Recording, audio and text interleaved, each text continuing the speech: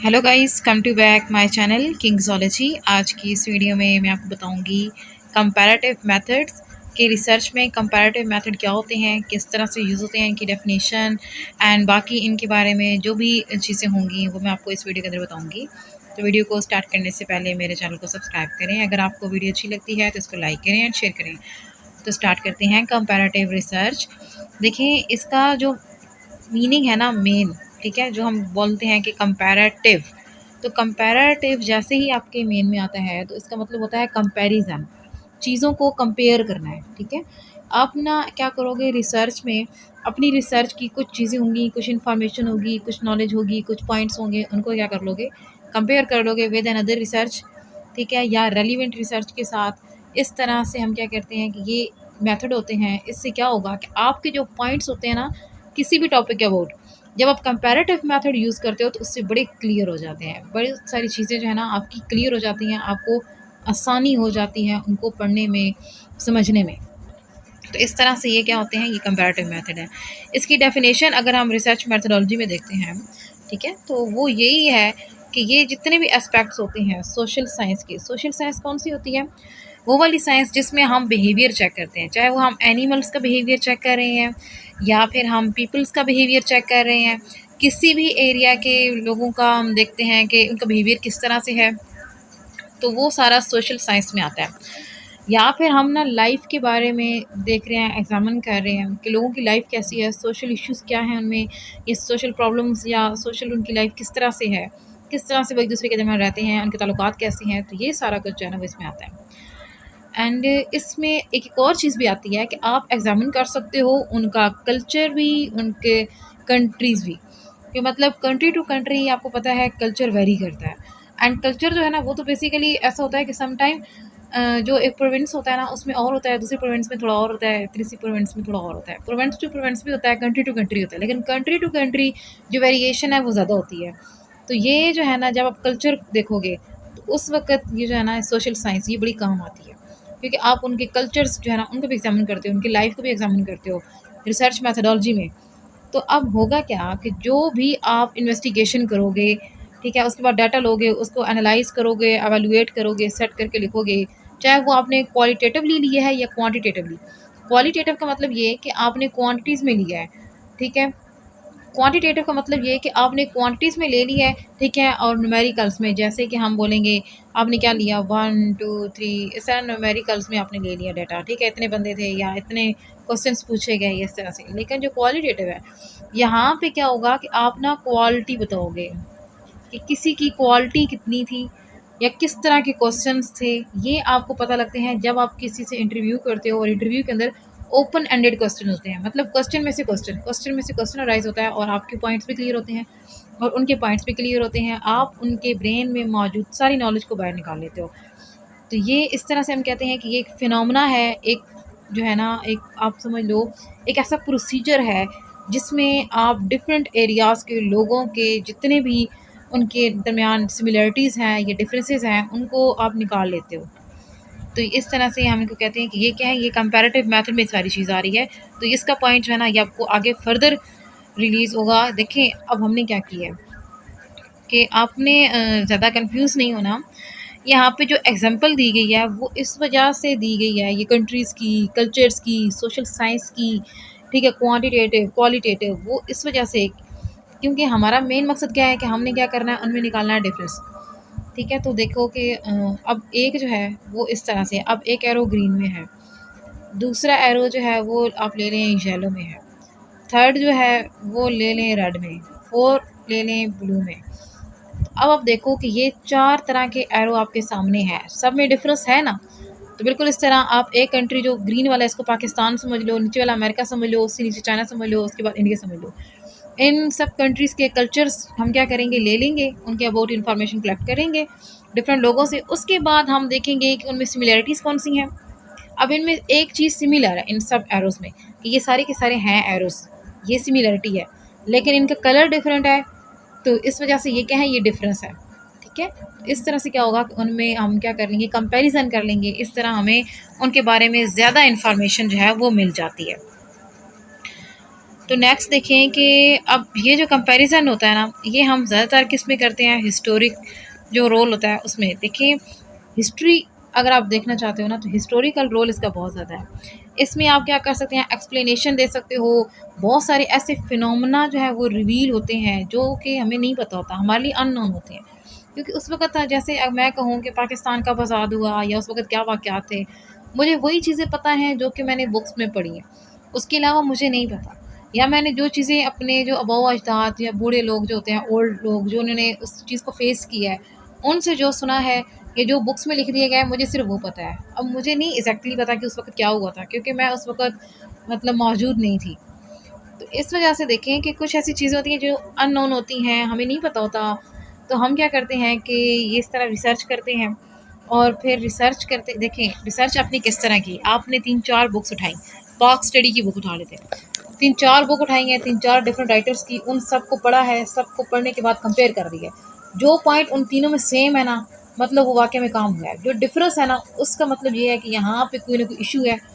ये हो सकता है यहाँ पे किसी एक ने कोई झूठ लिख दिया हो, या किसी ने बस पाकिस्तान के फ़ेवर में ये पॉइंट करने के लिए ना ऐसे ही अपने आप से कुछ लिख दिया हो, या हो सकता है किसी ने सच लिखा हो, लेकिन उसको मानने वाला कोई ना हो। तो इस तरह से हो जाता है। तो ये आप सारा क्या करते हो, आप ना जो इनएडिक्वेट इन्फॉर्मेशन होती है उसको सेट करने के लिए आप कंपैरिज़न करते हैं।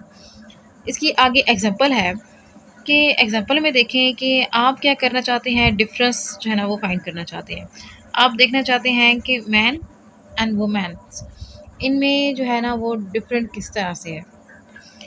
तो देखें अब होगा क्या कि इनमें आपने कंपैरिज़न बनाना है, कंपैरिज़न की स्टडी करनी है, दोनों जेंडर के बारे में आपने बहुत सारा जो है ना वो सोच लेना है। ठीक है, सोचना है, हाइपोथेसिस बनानी है, वो सारा कुछ करने के बाद रिसर्च आपने करनी है, इन्फॉर्मेशन सामने रखनी है, और उसके बाद आपने जो है ना मतलब वो वेज़ देखने हैं कि जिसके ज़रिए वो कमाते हैं। ठीक है, आपने ये देखना होगा कि वुमेन ज़्यादा कमा सकती है या मैन ज़्यादा कमा सकता है। तो और इनके मेथड क्या होंगे कमाने के। अब देखिए एक फ़ीमेल है तो वो एज़ अ लोडर काम नहीं कर सकती किसी भी जगह पे, एज़ अ पिकर काम नहीं कर सकती। अगर वो करेगी तो वो या तो टीचिंग करेगी या डॉक्टर होगी, या ऐसे मतलब सॉफ्ट जो है ना उसके आप कह लो प्रोफ़ेशंस होंगे, सॉफ्ट प्रोफ़ेशंस होंगे। लेकिन अगर हम कह दें कि उसको जिस तरह हम कहते हैं ये मिस्त्री मज़दूर वगैरह का, तो ये काम जो है वो फ़ीमेल नहीं कर सकती, वो मेल कर सकता है।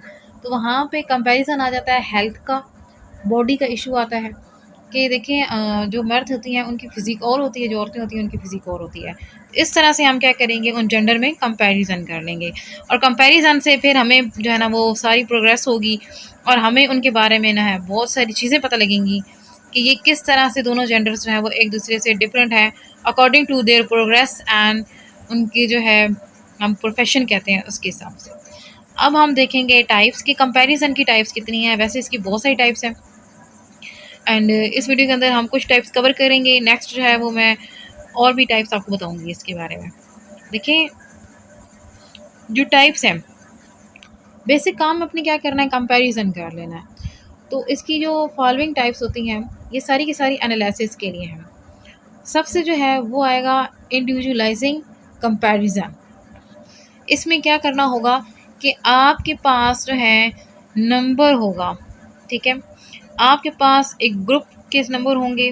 ठीक है, कि इतने ग्रुप्स हैं या इतने लोग हैं, इस तरह का उनका नंबर होगा। ठीक है, जिस तरह कोई भी क्वांटिटी है ना, चाहे वो स्टूडेंट्स का है या वैसे ग्रुप का है, आपके पास नंबर होगा उनका पूरा का पूरा। तो आपने क्या करना होगा, उसके बाद उनके कंपैरिजन करना होगा, डिस्क्राइब करना होगा फुली तौर पे कि वो किस तरह से हैं, और पर्टिकुलर ऑर्डर में आपने उनको लिखना होगा। जैसे ये इस तरह लिखते हैं ना कि पहले फर्स्ट, सेकंड, थर्ड, और इस तरह ना आप क्या करोगे, उनकी फ़ीचर्स, उनकी कैरेक्टरिस्टिक्स लिखोगे, और फुलीली जो है ना आपने उनके बारे में एक्सप्लेनेशन देनी है। जैसे पहला पर्सन इस तरह का था, दूसरा इस तरह का था, तीसरा ये, चौथा ये। इनमें कंपैरिज़न करना होगा कि पहला जो है वो किस टाइप का था, दूसरा किस टाइप का था, इनमें सिमिलैरिटीज़ क्या थी, इनमें डिफरेंसेस क्या थे। तो ये क्या है इंडिविजुअलिटी, मतलब ये कि आप इंडिविजुअल्स के बारे में जो है ना वो इन्फॉर्मेशन कलेक्ट करते हो, और फिर क्या करते हो, उनका कंपैरिजन जो है वो आप फाइंड करते हो। इससे क्या हो जाएगा कि आपकी बड़ी हेल्प हो जाएगी, और आप जो है मुख्तलिफ तरह की जो फीचर्स हैं, ठीक है, जो कैरेक्टरिस्टिक्स हैं, वो सारी की सारी आप फाइंड कर लोगे इस स्टडी में। और आपके ऊपर इतना कोई बर्डन भी जो है ना वो भी नहीं होगा, बल्कि क्या होगा, आपकी बड़ी हेल्प हो जाएगी। कंपैरिज़न हो गया ना, जिस तरह क्वेश्चन कोई भी आ जाता है तो हम क्या करते हैं, कंपैरिज़न करने के लिए दरमियान में इस तरह ना एक लाइन लगाते हैं, ठीक है? तो कुछ जो चीज़ें होती हैं, इन्फॉर्मेशन वो इधर लिख लेते हैं, कुछ इधर लिखते हैं, कंपेयर कर लेते हैं कि नंबर 1 पॉइंट इधर, नंबर 1 पॉइंट इधर। तो इससे क्या होता है कि हमें वो चीज़ याद रखने में भी बड़ी आसानी होती है। तो उसके बाद आ जाती है यूनिवर्सलाइजिंग। देखिए अब यहाँ पे ना इसके, आप इसको ना 2 पार्ट्स में डिवाइड कर दो कि यहाँ पे पहला जो है वो आता है यूनिवर्स, अब लाइजिंग, अब 2 हैं यहाँ पे। यूनिवर्स की बात की गई है तो पूरी अर्थ की बात की गई है, ठीक है? उसके जो कंपैरिज़न है ना वो आपने करना होगा। अब इसमें क्या करना होता है आपने कि सारे के सारे फिनोमेना बताने होते हैं, रूल्स बताने होते हैं, वैल्यूज़ बतानी होती हैं अकॉर्डिंग टू योर अर्थ। और कंपैरिज़न आप करते हो कैसे कि आपके पास बहुत सारी थ्योरीज़ हैं, ठीक है? उन थ्योरीज़ का आपने क्या करना है, उन थ्योरीज़ का आपने बनाना है, कंपैरिज़न करना है उनका। आप बहुत अच्छे से उनके कंपैरिज़न करोगे, उनकी जितनी आपको लगता है कि ये काम हुआ होगा या इस तरह फ्यूचर में मतलब इस तरह का काम हो सकता है, या उससे पहले ये हुआ है, तो वो सारा आपने देने का मतलब पूरी यूनिवर्स इन्वॉल्व हो गई है। बेसिक मकसद जो है ना वो आपका, वो यही होता है कि आप क्या करेंगे, आप डिफरेंट फिनोमेनास लेंगे, ठीक है? उनके बारे में सर्च करेंगे, फिर उनको क्या करेंगे, उनको आपने डिवाइड कर लेना है और उनके बारे में अपनी स्टडी करनी है। जैसे अब ना इसकी अगर मैं एग्जांपल आपको दूँ तो इसकी इस तरह एग्जांपल हो सकती है, जैसे कि कहते हैं बिग बैंग थ्योरी। कुछ कहते हैं कि बहुत बड़ा धमाका हुआ था सन के अंदर और उस वजह से फिर ये सारी चीज़ें बिखरी और ये सारा कुछ हुआ। कुछ कहते हैं कि कोई सियारा टकराया था सन के साथ तो वो सन के टुकड़े हो गए थे। कोई मतलब इस तरह से ना तकरीबन इसकी मैं आपको बताऊँ तो ये समझ लें कि ये 1, ठीक है, ये 2 और ये 3 एंड ये 4। ये 4 किस्म की जो है ना थ्योरीज़ आती हैं वहाँ पे।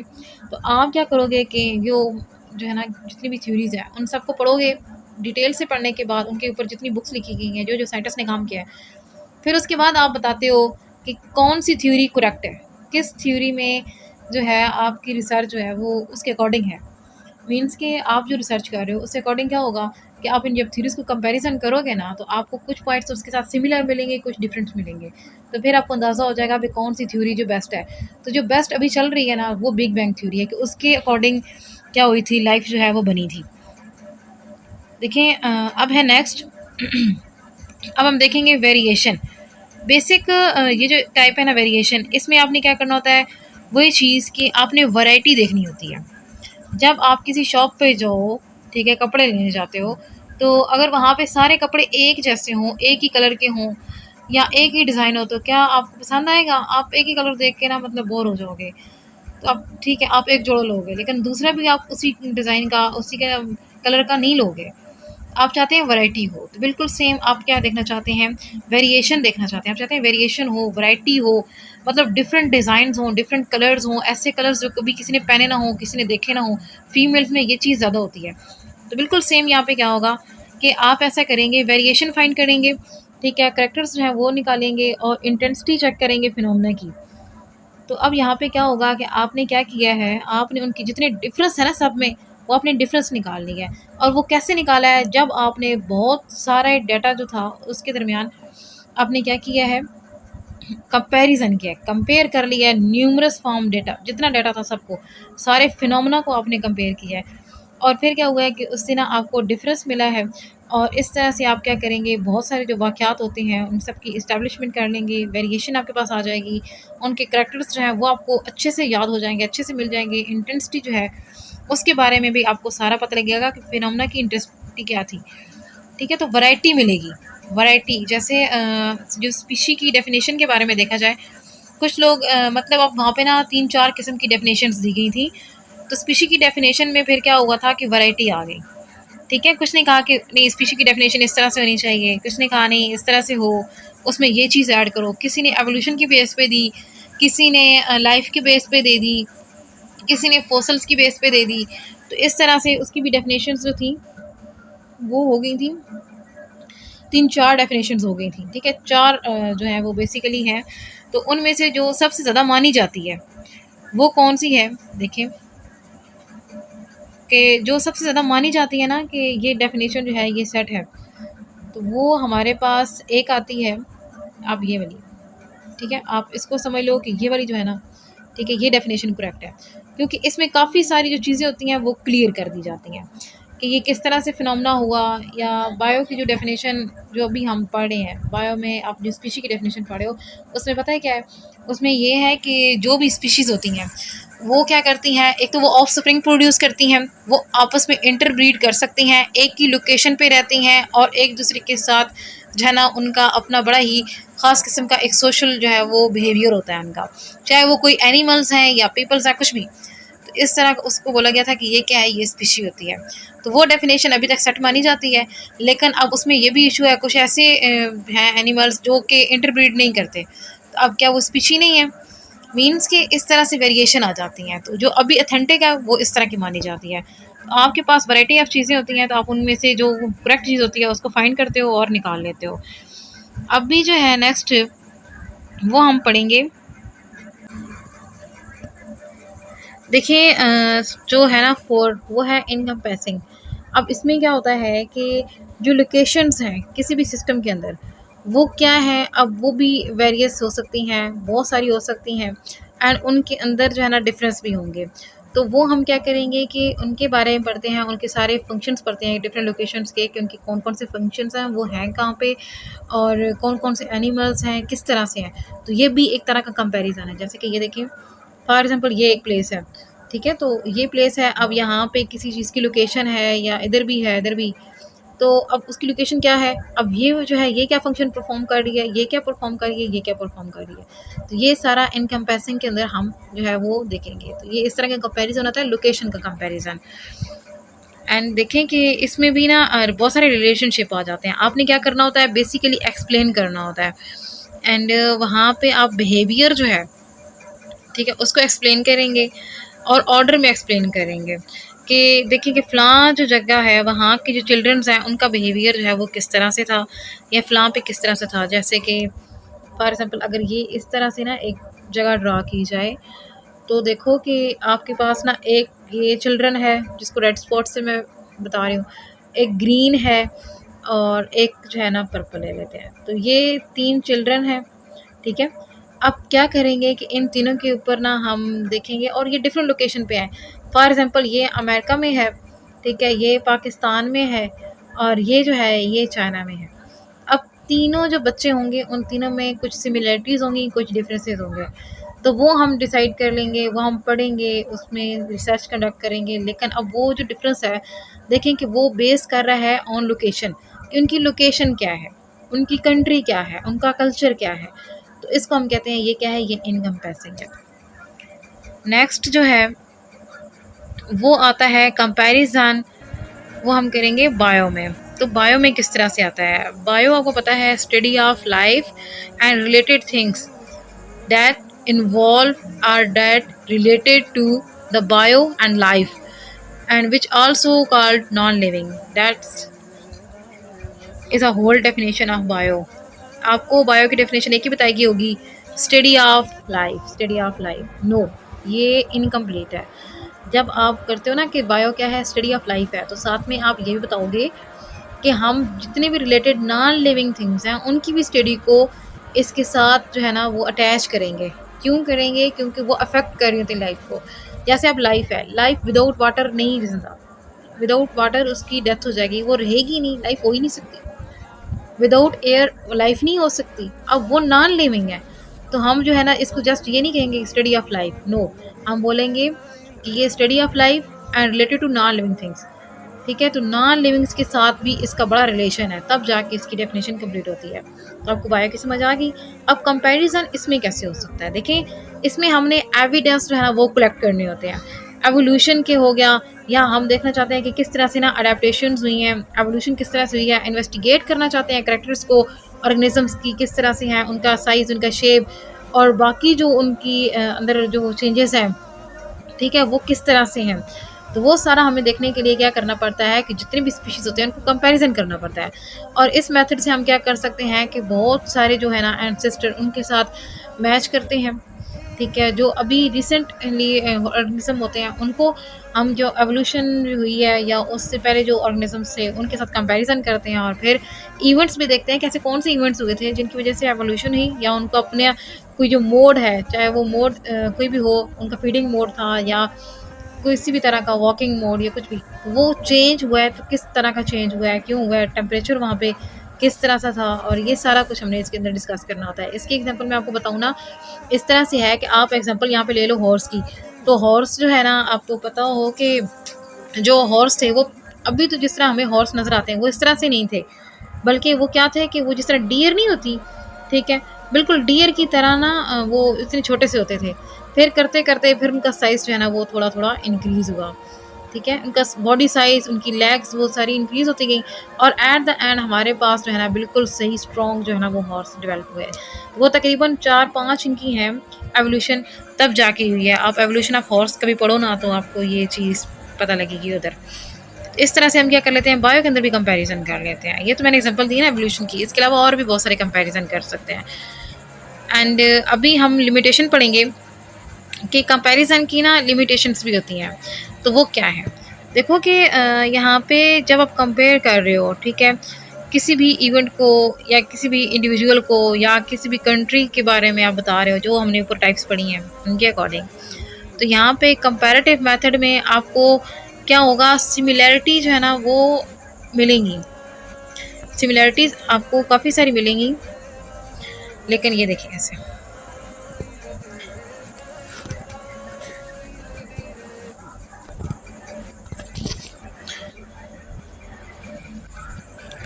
लेकिन वो सिमिलैरिटीज़ इतने लेवल की नहीं होंगी, ठीक है, सिमिलैरिटीज़ होंगी लेकिन लेवल की नहीं होंगी, डिफरेंसेस होंगे लेकिन वो भी इतने लेवल के नहीं होंगे कि आपके अकॉर्डिंग हो, जितना आप चाहते थे ना उतने जो है आपको वो रिज़ल्ट नहीं मिलता।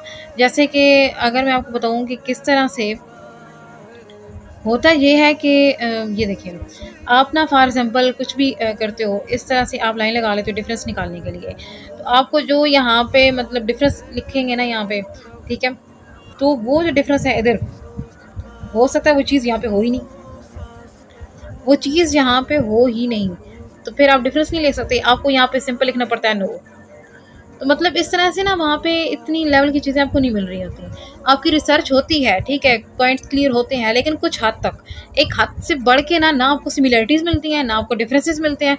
तो वहाँ पे जो ये वाला कंपैरिज़न वाला जो रिलेशनशिप है या ये जो चीज़ हम फाइंड करते हैं, तो वहाँ पे हमारी जो रिसर्च होती है वो स्टॉप हो जाती है, क्योंकि हमें नहीं मिल रही होती इन्फॉर्मेशन।